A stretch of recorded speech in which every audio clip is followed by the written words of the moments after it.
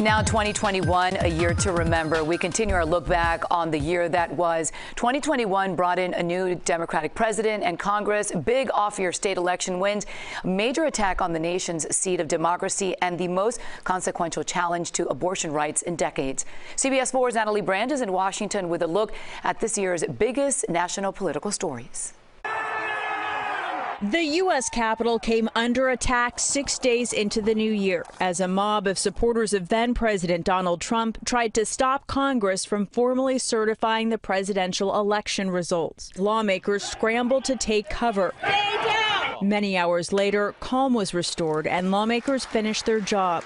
The Capitol was on lockdown for weeks before and after Inauguration Day. In the place of crowds, thousands of flags honoring the lives lost to the pandemic lined the National Mall when Joe Biden was sworn in as the 46th President of the United States. I, Joseph Robinette Biden Jr., do solemnly swear. So help me God. Kamala Harris made history as the first woman and first Black and Asian American to become vice president.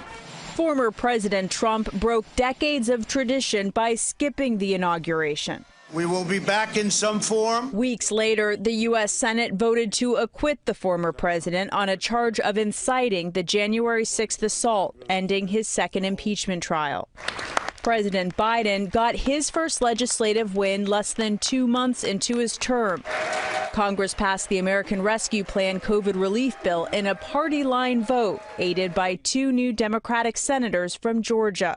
In November, he had a bipartisan win, signing a long-awaited physical infrastructure bill into law. But his massive social spending and climate bill is stuck in the Senate, weighed down by party infighting, while partisan divisions held back attempts to push through voting rights, police reform, and immigration legislation.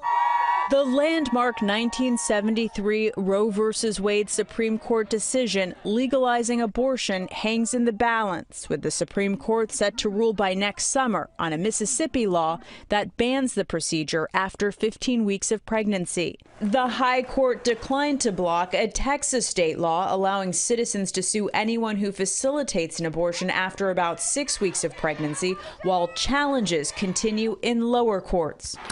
California Governor Gavin Newsom invoked the Texas abortion law in his campaign as he successfully fought off a recall election in his state. New Jersey's Democratic Governor Phil Murphy narrowly won another term.